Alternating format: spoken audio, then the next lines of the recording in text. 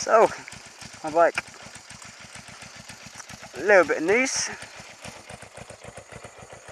Got a broken handlebar. Bit of a bitch. Well, I broke one of these in a mirror. Because you can see I've only got one mirror on it at the moment. But I took this one off and moved it there. So, because over here we drive on the left hand side. So all you really need to know is what's on your right. Because everything on your left, you're on that side of the road anyway. I've ordered a new brake lever and a new set of bar and mirrors. But I didn't actually break it, see.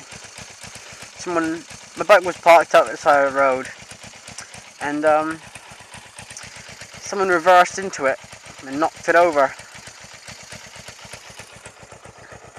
Which is a little bit annoying. Empty when I got here. No one's here, because it is whatever. Luckily they weren't reversing fast. They literally just nudged it and it toppled over off the side stand and onto this side. No other damage apart from a scraped engine bar. So anyway, I was out on a ride with a couple of mates earlier. Well, yeah, earlier. Last night. And well, that was just fun, when we rode up through the moors and windy roads and stuff. Twisties.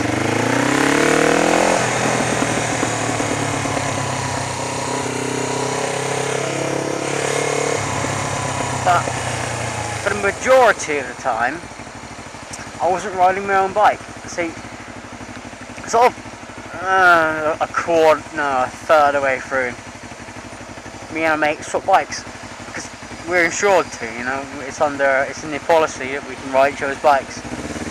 Not just each other's bikes, but sort of any other bike, But under any other bike allows our bike, so riding each other's bikes. Over at Twisties, I was on his Super 4, and I was on his Super 4, and he was on my GS. I tell you what, the handling puts this thing to shame, it really does. The nice thing about riding other bikes is that you get a taste what other bikes are like, because generally you only get a taste of what your bike is like.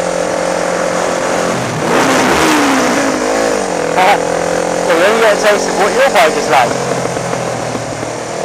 So jump on your bike and you ride it for ages and you never really get a wider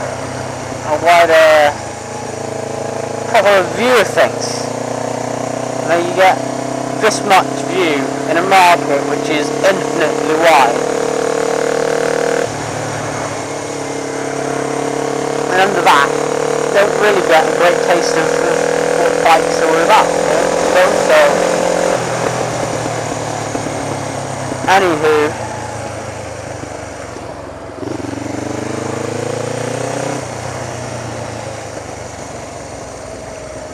handling of his bike put mine to shame.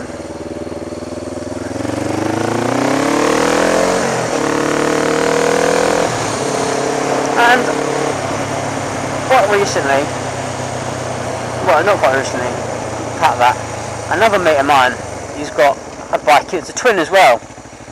He's got a GPZ 500 or an EX 500, some of you, the Ninja 500 thing.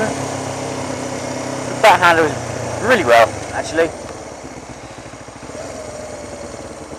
And another mate of mine has got a Bandit, and it's all jacked up at the back and everything, and it rides beautifully. And again, it handles better than this one. So after a little bit of consideration, sort of, you know, a little bit of experimentation stuff, experience. It's only really opened my eyes to a couple of flaws with the GS. Don't get me wrong, I love the GS as a bike, but in the corners, it kind of got its flaws. That was dangerous. Yeah, it's got its downfalls in the corners and stuff. Like, if you don't ride bikes, then I'll explain it. You get a lot of feeling through the tyres through the bike. So, like, you can feel a grip under the tyres through the bike, and you can feel terrain under the bike through the bike and stuff. And I suppose you call it vibey. It's not really vibey because it's not vibration from the engine, it's input from the road surface and the tyres and what the bike's doing. The GS, you don't really get that detail. It's very smooth because you don't get any of that input.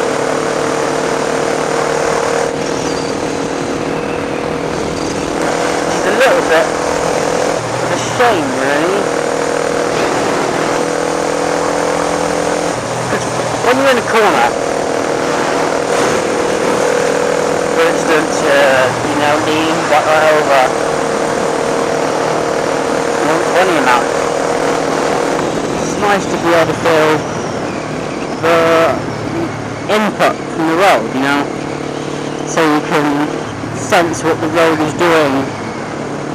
You can feel the terrain underneath the bike, you can feel the grip,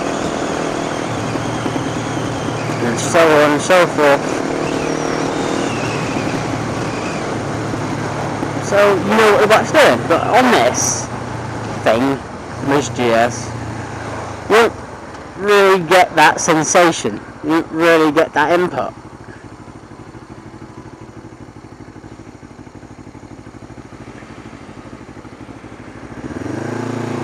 So yeah, me and a mate of mine, we swap bikes. And after we swap bikes, he said to me, I can see what you mean about the right front end. He said, was here in a corner, like when you're riding or whatever, he said, you've got no idea that the front wheel is there, and it's true.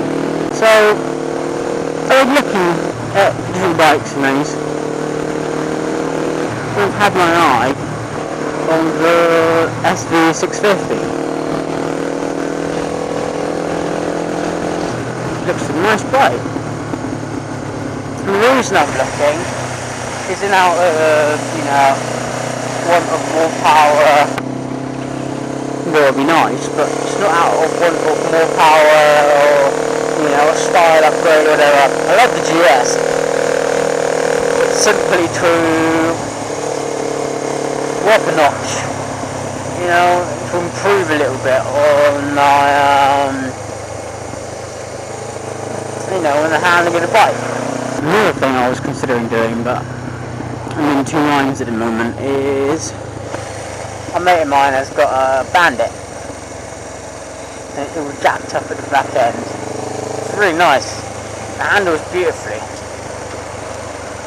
and I think to some extent part of that handling is down to the fact that